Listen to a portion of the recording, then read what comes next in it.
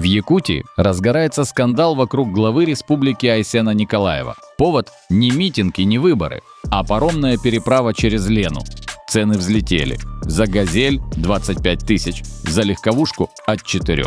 Люди в шоке, соцсети кипят, а чиновники умывают руки. Мол, межсезонье, погода, компенсаций нет. За сколько приехали? 2500. 2500? А вы откуда с это? С Нерюнгри, да? Чурчи. Народу много там, да? На той стороне много. Сколько минут ехали? 15, да? Понял. Глава республики давно обещал Ленский мост к 2025 году. И теперь люди ждут, сдержит ли он слово. Когда у нас мост-то будет? Уже показывают. Или не нужен нам мост? Нужен, да? Когда он будет? Да, это точно. В нашей жизни навряд ли. Но вера есть или надежда хотя бы? А? Или все уже? Так как галстук здесь едет, значит нет. Понял. Ясно. Уже разворовали все, что возможно и невозможно. Пока мост только в планах, а народ уже требует зрелища.